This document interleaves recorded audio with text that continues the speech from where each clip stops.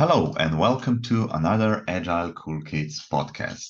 We are a group of Agile enthusiasts, practitioners and thinkers from many different backgrounds, exploring and having fun. We like to compare, contrast and discover new ideas and deeper meanings of applying Agile to the future of work and life. With us, we have Francesca Rossin. She's an experienced Agile coach and entrepreneur from Italy living in Germany. Hello, Francesca. Oh, you're on mute. Hi, Blush. Thank you. And how are you? I'm doing quite well. So nice to have you on our podcast again. Thank you. And with us, we also have Agnieszka Szymanska. She's a people expert, passionate about spreading Agile across different departments and sectors. She's originally from Poland, but living in Germany at the moment. Hello, Agnieszka. Hi, Blush. Thank you for having me. And last but not least, we have Don Ewart. He's a senior Agile coach living in the UK and originally from Scotland. He has worked in Japan, Singapore, and London, and has been a contractor and consultant for 2 decades across many different industries. Hello, Don. Hi, Blash. How you doing? I'm doing quite well. And since today's topic will be about job market, I think maybe I will give the microphone to you, Don, to start us off. Okay, well, thanks. Yeah. So let's bring my situation up to date. So I just finished a contract that I was in for about 15 months. I finished that contract in March, and so I'm on the job market again here in the UK. And so, obviously, I'm looking around to see what's available and what's being offered. And I've seen some differences in the past years as years have gone past. And just taking the temperature of what I'm seeing there, I think there's quite a lot of competition out there in the market now. There are lots of Agile coaches, right? You just have a quick search of LinkedIn and you can see there are very many more people who are in this industry, which is great, right? It's great that there are more people to do that, but more competition. And then the second thing I'm seeing is day rates and contracts and salaries seem to have been frozen for the past 5 years, really. Nothing really there hasn't been really much change. And in fact, in the last 2 years, perhaps going down. And of course, unfortunately in the UK, we're having a cost of living crisis at the moment where inflation is pretty high. And so it means that when I'm looking for a job, in order to sort of meet my own needs, I need to ask for more than I had before, but what's on offer is less. So it's quite a worrying trend at the moment. I'm hoping it doesn't last too long, but yeah. So what I wanted to ask really was to bring the subject was, what do you know about, what do you see in your markets? What do you see in the trends in your employment, in your places, in the rest of Europe? And is there a trend generally? Yeah. One question popped into my mind because I have been observing a trend here in Slovenia in some companies that they may be understaffed looking for new employees, and yet they give the salaries and the work conditions such that almost nobody applies to their jobs. So they are looking for new employees, but they are not hiring. And it is like a consolation prize to those who are still working there and are understaffed. Like, look, we are searching for new employees, but we cannot fill the position. So are the positions that you are applying to, do they get filled, or are they just open positions for a long time? There's a big trend right now, especially in the US, that is about showing off as a company, like showing that, or pretending that you're growing. So you need more people, you need more personnel. So they open positions, but they're not willing to hire people. It's just a show. It's just a facade that they put out there to show that they are growing and they are, they need people. They are in a hurry to hire people, but in fact, they're not. It's a marketing stunt, I So guess. cynical. Yeah. I hope that doesn't come to Europe. I hope not. Yeah. Yeah. But, I cannot talk generally about Europe, but in Germany, I was last week in some meeting in the immigration office organized here in Berlin, and it was really amazing and so data packed. And the diversity in the market is huge. It means on average in South, so I second what Francesca, you said, the salaries are higher and the cost of living is higher as well. So the salaries are not actually higher. And there is another factor. How is the the job market is strongly based on what companies you have in the different regions and the amount of the companies. That's why it's hard to compare. Let's say in the northern part, you do not have so many huge employers. It means you cannot compare the, let's say, in terms of employees, the buying craft of a company from the market. I don't know, Bayer, they are in Berlin, but let's say this size, they are more of them, they are based in the southern part of Germany.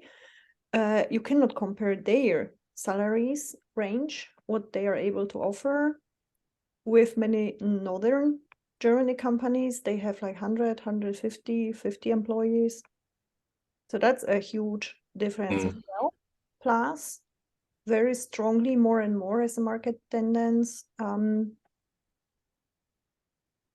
what employees prefer.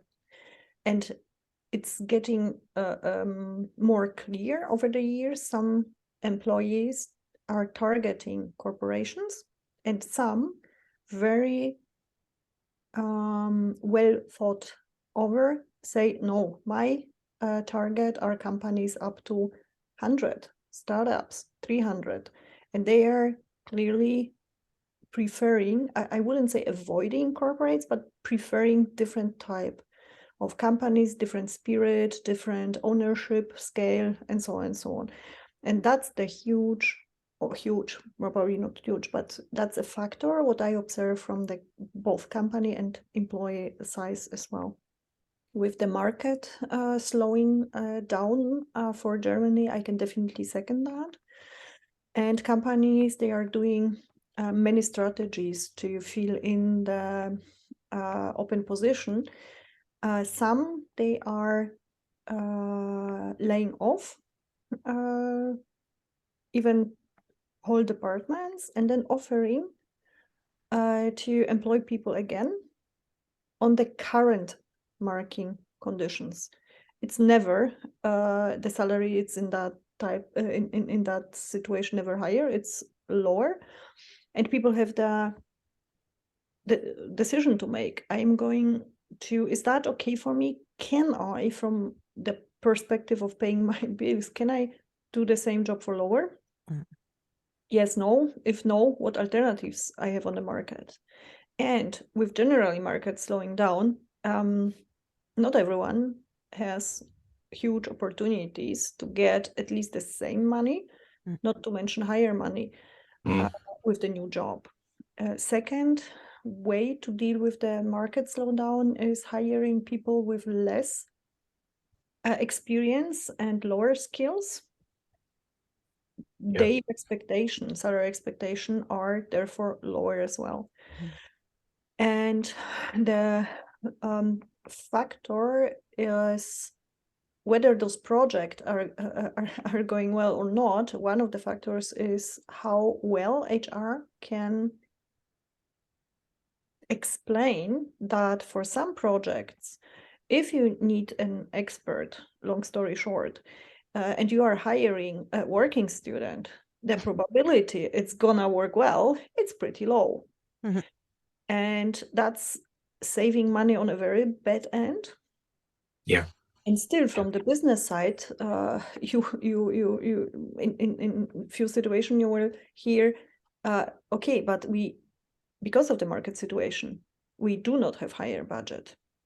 And then if the internal discussion is, let's say, it's going well, many projects are putting on hold because we agree internally in the company, let's say, business side, HR side, we agree we do not have the budget for the expert we really need if we hire people with lower skills, lower expertise. The project, it's not set up for success, but we cannot make bigger budget. So we put it projects that prioritize a lot of those currently in the market, and we are putting that on hold. That's my experience. Yeah, that's in Britain we might say if you pay peanuts, you get monkeys. Mm. Yeah, it's a bit harsh, but also I reflect on there that Agnieszka, when you were talking about the business decisions being made there, it's always one of cost. How much is this going to cost? And what's the budget that we've got on our cost? Is it ever seen as investment? Because you can, lots of people will know, Steve Jobs' famous one, you invest people, you bring people in and invest them and tell them, it's not what they do now, it's what they can do in the future. And have them grow within your company. You're investing. Is there any type of thinking that goes on like that? I mean, does anyone here see that going on? I've seen it sometimes, or I think I've seen it sometimes, but not often. What I could see recently is the hire freeze or the cost cutting policies and all these kind of things. But the cost cutting policies, they immediately target new hires, so no more hires for now, and training and travel, which are the two things. So training and travel, especially, they are the two things that people have been waiting for years now. Especially travel, because obviously during the pandemic there was no traveling, and people felt a lot lonely at home because they were forced to work from home. So now at least if they want to go back to the office, they can. They might be alone sitting in the office, but still they can organize with some other colleagues and meet there for lunch, a coffee break, or whatever. Doesn't matter. That's fine. Traveling would be beneficial for a lot of teams that haven't seen each other for ages now, or they've never seen each other. I've never seen my team members. And I've been working in this company for over 1.5 years. And so this is something that, yes, it does. If you spend the money for travel, what's your return on investment? It's not clearly calculated. It's probably just money that you can open the window and throw out. That's how they see it. I don't, but that's a different story. For training, come on, it's just like money again. A piece of paper, certification, you open the window, you throw it out. I don't agree. Absolutely. Yeah. But then my question would be, what if in companies that they really found a way to go and figure out what is the waste? Because it could be a waste of 20,000 here, 5,000 there. It's not necessarily 500,000 here and 1 million there. That is probably very evident. But 20,000 here, 5,000 there, another 2,000 over there. Put it all together, and then you come up with some very good money that will allow you to take not the working student, which of course you can take, but the working student plus an expert. And that budget might get a bit higher, and then you don't need to pay peanuts and get monkeys. Mm-hmm. That's what I wanted to say. I don't know if that is how it works. This is just my idea. But I do see that the trend is to target the most expensive things in a company instead of going Oh, she's got again. and yeah, but still waste, Mm. all those projects that get maybe 20,000 euros budget, but they are already bound to fail. You just read the project plan and you're like, this is never going to work. Come on, Yeah. next, Yeah. But no, they get 20,000. That's right. Yeah. Lars, what's your input on this one? What I was thinking was that how you have to build employee loyalty. And if you're not doing that, then you cannot even keep the experts that you have on hand. Yeah. And I think if you treat a relationship with your employee just as a transactional relationship, then you really don't build company loyalty. And then the salary is everything that the employee gets from the company. And that will be just the only factor that will make them stay. And if you want to invest in an employee, you cannot give all the risk to him or put all the risk on him, like you will have lower salary now for 5 years because we are investing in you. And we will just keep you and train you and do everything, because that kind of employee will probably go on the first opportunity. So if you want to really invest, give him a decent salary, give him decent working conditions, and he will probably stay, even though some company might pay 20 or 30% more than they would. And I think that since there is a trend of changing jobs every 2 to 3 years, that's something normal, that the company don't want to invest in their employees because they will leave soon. And I heard once in a YouTube video that it costs a lot to train an employee and that employee leaves, but it costs even more if he doesn't learn anything and he stays. So yeah, that's, let's say, one of my thoughts that I got. It's a bit of a vicious circle, isn't it? We don't train them because they leave, and then people leave because they don't get trained. Yes. And also, as Agnieszka said, the lack of experts and bringing in new hires. I think sometimes when the experts maybe get older, get settled in the job, they won't leave. And then we might have many new hires and some overworked experts just picking up the pieces. So the quality of the end product or service will be, let's say, just up to some level that was needed. So. Yeah. And of course, in recent years, of course, with the pandemic, another dimension has opened up for remote working. And so that, and maybe that chimes in with what Francesca was saying, people don't need to travel anymore. So already companies, I saw quite soon after the pandemic happened, companies in the UK closing their offices and selling off buildings because they knew that, well, we don't need all these fancy places anymore in expensive cities. So we can sell them off. So they're automating saving like that. But I'm wondering how remote working is affecting salaries and some of the stories that you've heard.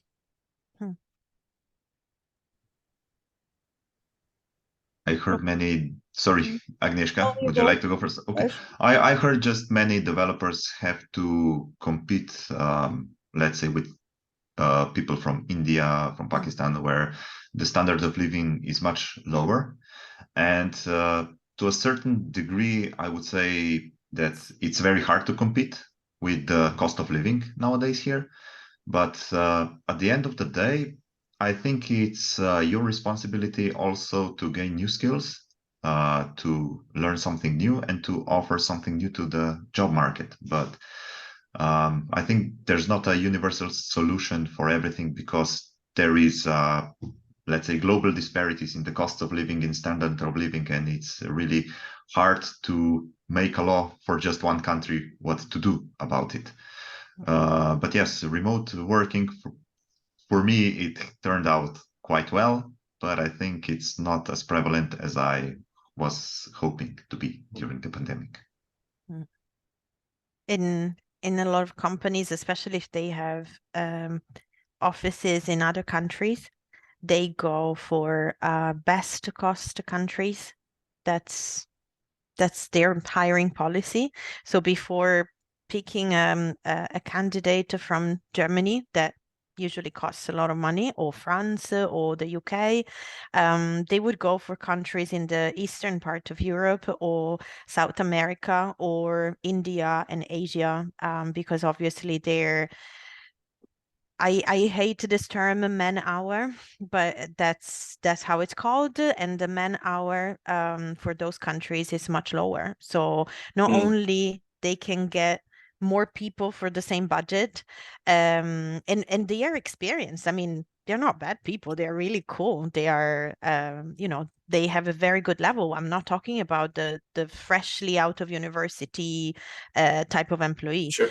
Yeah. So you can get very good people for a much lower salary. And also, when you put these people in a meeting, the cost of that meeting is much lower because of the man hour.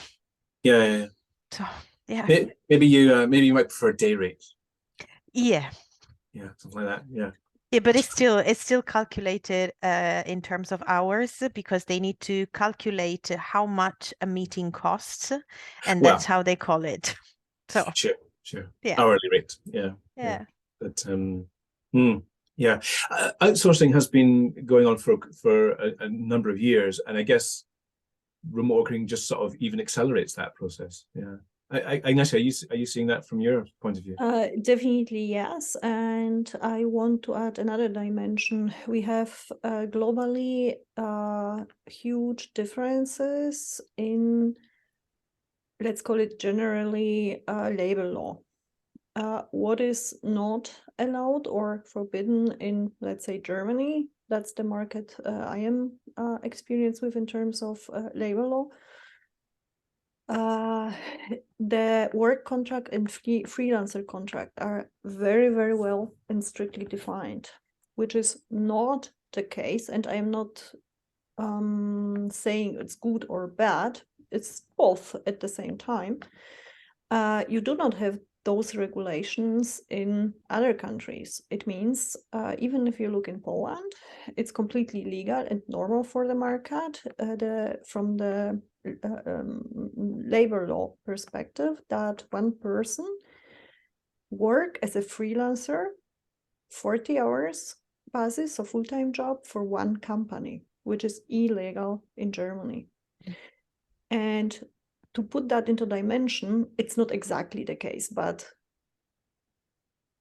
roundabout with taxes in Germany, the person costs you as a company cost double than the person got into their bank account and can spend for like paying bills and so on.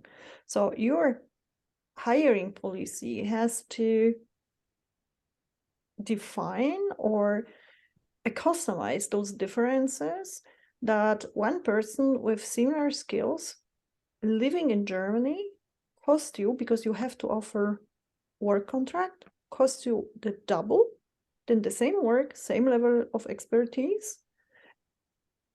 30 kilometer, 30, let's go Poland, cost you the half. They speak English at least as good as many people in Germany, if not better. Yeah. You pay half and it's completely legal. And that's what many people even prefer. They do not prefer pluses and minuses. And it's not a pledge that freelancer contract is better than work contract or the other way around. No, but there are different market preferences, and many people, they do prefer higher flexibility, and it means for them work contract. And if they want, they can work. I would not recommend it more than 40 hours a week. Yeah. Again, I definitely want to make it clear, I do not recommend it, but there are certain needs. I don't know, new family, they need to pay a house, whatsoever. There are some health issues in the family. They have this opportunity to be more flexible. So it's really strongly down to the flexibility, which is not the case in alignment of the German labor law. So it's not only different living costs around the globe, it's not only different how many qualified people you have in a certain region, in a certain business. To give you an example, Solidity developers. You have a huge hub in Nigeria. You will not find as many by far in Germany, or Rust developers. You have a certain spot for languages. So that's another dimension on top. Plus the work from the legal perspective situation, plus preferences, flexibility versus a huge protection from the legal part of the country. And many people, they say like, hey, I do not want 3-month leaving notice, because this what is meant in kind of last century as a protection for the employee is seen very much like nobody wants to hire me, or it's like issue if the next employer has to wait for me 3 months. So something what was meant in favor of employees by many, not all, but many, it's seen in their disadvantage. So it's so complex. Meanwhile, it's very strongly. And then another point is how quickly, of course, depends on the size of the company and the level of HR, how quickly they are following and implementing market changes. Because in some companies, you can have higher or lower salary, depends how flexible the whole company is and how quickly they are adapting to the market. Yeah, that's right. Yeah. So those differences in markets are having a big impact. Yeah. And I want to put like my 5 cents on the peanuts and monkey. They are generally, like, of course, everything in between. 2 strategies, how to set up a, let's say, company department. Let's start with a small scale of the department. You can hire people more into the direction of holacracy. It means you have similar level of experts, like really they are strong. That's plan A, and you have plan B. Again, it's everything in between and many other options. I have just extremely simplified the whole stuff. And another option is you hire high potentials with lower experience, and at the moment with lower skills, and you hire one like over qualified, over in a sense like super expert, who is picking up and coordinating those people and coaching and mentoring. And the first option is more steady, in the sense more reliable and self-running, but way more expensive. The second one with higher risk but much cheaper, and you will get, if the expert is doing their job well, but that's why you pay them like really decent amount, you get a very good engagement, because those people are fed with learn and development. They get coaching, they get mentoring, they see their learning curve being so steep that they run not extra mile, but they really they burn for those extra miles, not of being used. They want to, because they see their market value skyrocketing. The company's investing in them. Exactly. And the second, like option B, is way cheaper if you set up department like that. That's right. But with higher risk, to be very fair. If you do not hire the great experts, those great potentials, that's not gonna work. No, so you have lower risk, higher cost, higher risk, way lower cost. True. I sometimes experience also a lack of flexibility because companies most of the time place adverts on roles and on jobs, not just looking for people of a certain skills, certain characters, and then to see what kind of role would fit them. So they are mostly looking for a role to fill, And even if they fill it with someone who has high potential, maybe he's not perfect for that role, but for some other. And they are trying to pressure him, or let's say put him into that role instead of trying to find something where he Yes. would succeed. But I get it why they do it like that, because that is a high risk hire, just to hire a person because he is skillful, he has high potential, and then trying to find something to do in your company.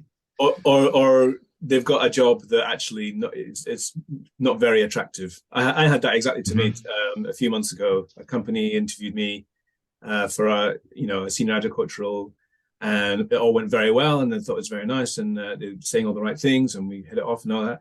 And the feedback I got was, well, you're not really hitting what we want for this role, but you could have this role, which was lower expectations, a full-time contract, which was paid less, locked into a 12 month thing for some. Yeah. And it was like, no, that's just a bait and switch.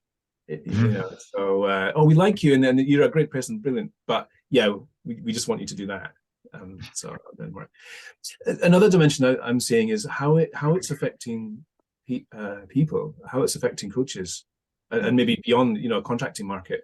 In the UK, what I'm suspecting that happens, and I don't have any, I have some, what I hear on the grapevine, is that people will have multiple contracts at the same time. Because they're remote, they can take on much more than they would usually.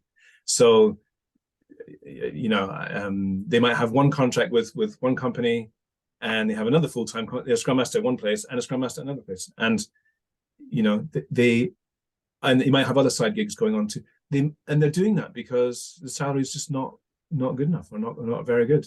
So, and they need to get experience so they can say, like, well, look, I can do this. Of course, it ends up with actually Scrum Mastering 4 or 5 teams. You're not going to do that very well. You're not going to be. No. Who knows how good a quality that's going to be, and how dedicated you are. So I'm wondering that that's something that people are maybe forced into because of the market like this. Another thing that I see how people could be forced into that to get more money. Definitely, Don. Some things that I see related to the agile coaching or Scrum Mastering type of roles is that when you read the job post, there's everything in there. Oh yeah. And to be honest with you, when I read that, I'm feeling like, are you fooling me? You don't even know what you're looking for. Number one. And number two, I'm like, okay, reading this, it's like 3 full-time jobs. So are you going to give me 3 salaries for this 3 full-time jobs? And then if you get to talk to them, which mostly I don't, because when I see something like that, I'm like, no, I'm wasting my time. I'm not doing it. But the rare occasions that I talk to these people, I'm like, do you really know what kind of value an agile coach or a scrum master can bring to your company? Because it feels like you don't, or even worse. Once it happened to me that I received a question that was from the CTO of a company. Why should I hire you? What is my return on investment?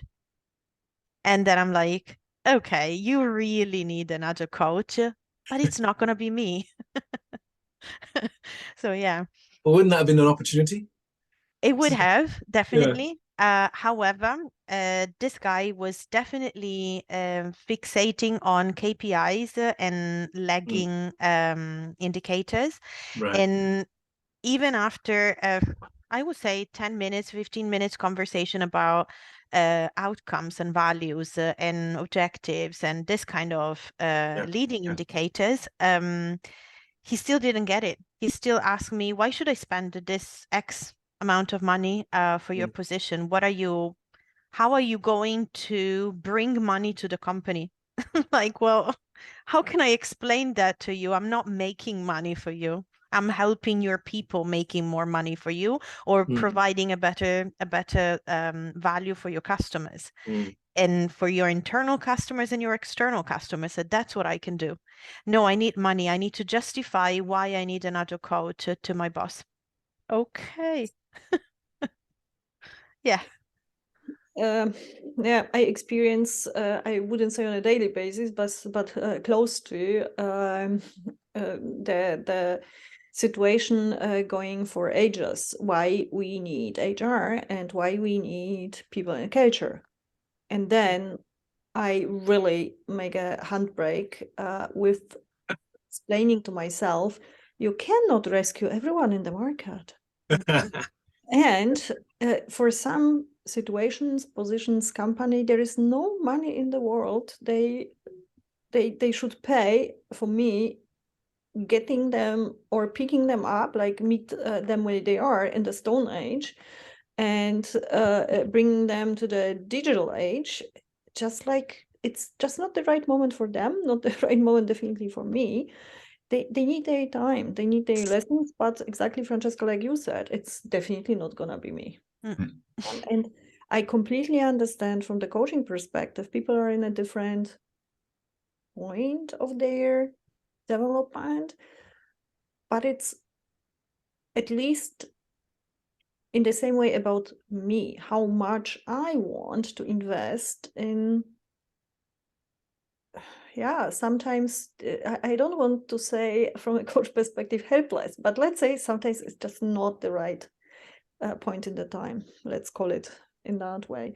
And if I can pick a company when they say they are targeting, we do not want HR, we want people in culture, we want to start with a project, what are the company values, how we are going to implement those values, how are we going to hire the right people from the mindset perspective. Why I should spend, let's call it spend, my time on people they do not get, why they even need HR, when I have leverage companies, they start with that mindset. So what is there possible? So that's my attitude for that, and a year-long kind of market frustration at the same time, and a lot of amazing opportunities, as from my experience, more and more companies, especially the Berlin scene, they really see the real value and this leverage aspect of taking care of people and taking care of the culture of the company. What do you think, Les? I think that if we look idealistically at our job roles, then we always want to do a certain job. While some jobs, as you say, somebody can be a scrum master for many teams in many different companies and not do a quality job. Maybe your job is sometimes just, like a health and safety check. Like, do we have a scrum master? Yes, we do. We don't care about the quality. We just need him or her. And I think larger corporations can afford that. They can show their shareholders, we do these sorts of trainings, we have coaches, we filled these roles, but it doesn't matter if the quality is there sometimes, not always.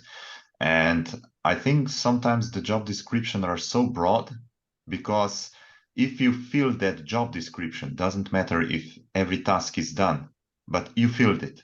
And now some supervisor or some C-level employee is safe because the job is filled and they're not responsible for those tasks anymore.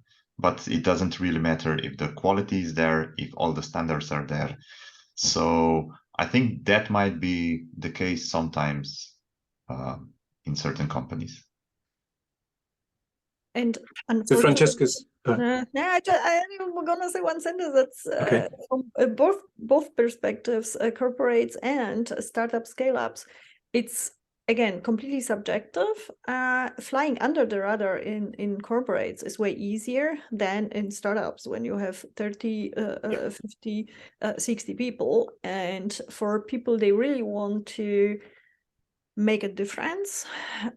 It's harder. It's both possible, as Francesca probably will say. It's possible, but harder to move a train than to move a scooter.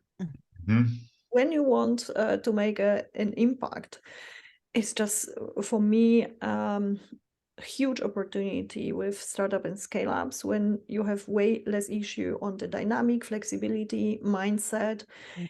There you have more people, they really want to make the impact. You will find those in the corporates, but it's so much easier to what I called, for a lack of better way to describe it, like just do my bare minimum, fly under the radar, and I will make to the next year, save to the next and year after, being like in the safe space, not overworking, not doing too much. So, but I'm curious what you think about that aspect. I have to say that in big companies, and I worked for 2 big companies here in Germany. I'm currently working for one. I see a lot of people on the other side of that, Agnieszka. Maybe I'm lucky and I get to work with really clever and really passionate people that really want to have an impact. However, I see that some of these people are kind of slowed down by processes that have been there forever and they need to be followed, even if they don't make sense anymore, even if they are outdated and they should be retired. So this is something that is slowing people down, and it's also not helpful for their motivation. Because obviously they want to roll up their sleeves. So they don't want to do their bare minimum. They really want to get some value out there. But it's just not possible because the main words that they hear from high above are guardrails, limitations, walls, problems, issues. And I could go on with this number of words. A long list.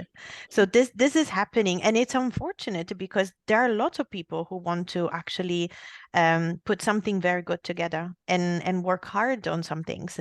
On the other side, and that's why I was smiling, Dawn, I was thinking that there are a lot of initiatives that could be so cool, so with such a great impact on a lot of people internally and externally. And they are just rolled out sometimes, I'm not saying all of them, but they are just rolled out because somebody very, very high up, they said that they need to be rolled out and they need to be done by this due date. And there's no attention to what is the outcome? How can we measure the results? How can we bring home something valuable that we can learn from? And also, if it doesn't work as expected, what can we learn from that? This is not done. This is absolutely not done. It's just like there's an initiative. I'm responsible. I'm actually the accountable person for that initiative. So I need to push everyone below me to get it done by that date. Then what happens? I don't care. It's done. It's a check mark on my list. Yes. I mean, we could see something very cynical, which is, new CEOs or new IT, CITs or whoever can come in and say, right, I'm going to change the company. I'm going to make a difference. What can I do? Right. Well, I need this budget to do. Let's bring some agileness. Let's have an agile transformation. Yeah. And we'll spend 5 million on that. And and the cynical part is that they might not have to worry about being around in 3 or 5 years when it comes to fruition, because they've moved on, and they can, if they can say some easy things about it's successful, and I've hired all the coaches and I've trained all my people, then it must be working, right? And then they can then move on and do something else. And the even more cynical thing is that many people in those situations, in those organizations, know that happens. And so when a new trend comes along from a new leader, they can see through it and go, yeah, well, we'll do this flash in the pan, thing, this crazy idea. And we know that in 2-3 years, it'll just fall down. So nothing ever changes. And that's very, very cynical. And it's all done for what it looks like to shareholders. Yeah. And it's just very, very simple. I see that a lot I have suspicions of that happening in the UK and many companies that I've been at, because of you can see the things that Francesca said. They have a big initiative, but they don't measure it, and they have some training, but they don't follow it up, and they don't have any really governance there, and there's no, yeah, you can just tell that. I wonder if it's different in the US, because a lot of the books and meetups and other places and people that are influencing the Agile world are in the US, right? And the books that they write seem to say more an atmosphere of, yeah, we are happy to take some risks, invest, experiment, and discover forward, than be totally worried about cost all the time. So yeah, that could be a whole nother podcast, couldn't it? I mean, Definitely. What's the influence of America on the Agile world? Yeah. But yeah, but we are running out of time a little bit. So how shall we wrap this up, each of us? What shall we leave? What thoughts shall we leave ourselves with? I was just thinking that we started talking about your situation, Don, and the job market and the salaries here in Germany, and then we ended up talking about very potentially very good initiatives in companies that are not measured. So there you go, Agile again.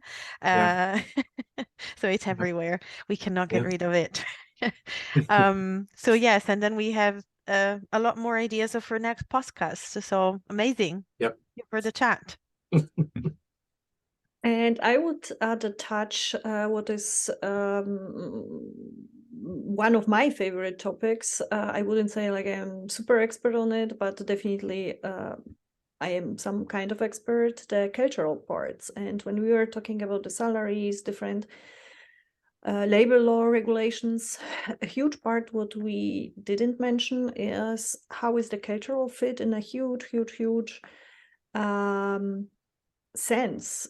At the same time, being that a huge benefit, thinking about diversity.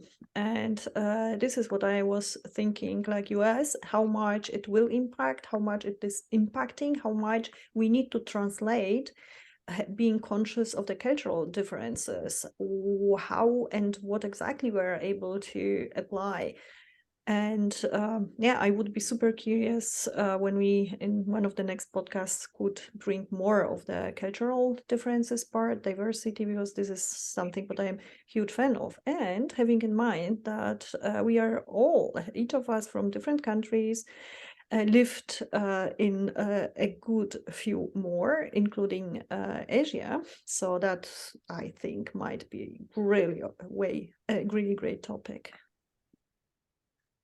I'm optimistic for our future in the job market.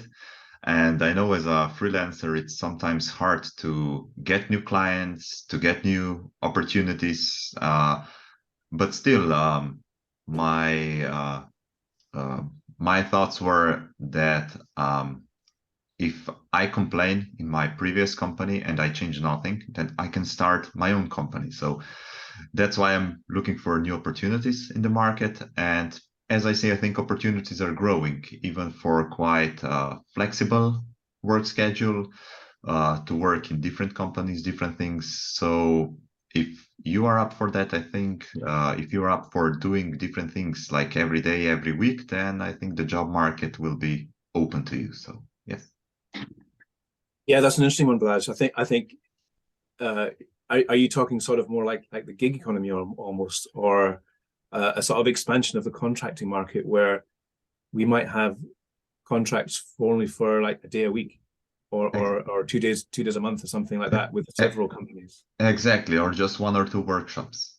Yeah, that's right. Yeah, that is a fascinating one. I know that in the programmers market around the world, it's gone a bit like that in some places. Yeah, so a fascinating one. Yeah, and I think that we'll have to. The remote working has meant the markets now become flatter and more flexible. So yeah, interesting. Yeah, we'll need to catch that another time. Perhaps we could do go on more. Yeah, brilliant. Okay. So thank you, everybody, for listening.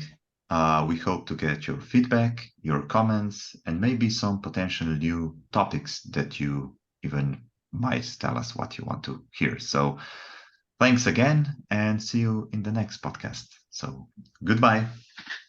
Thank you. Thank Bye. Thanks, you everyone. for listening. Thank you for sharing.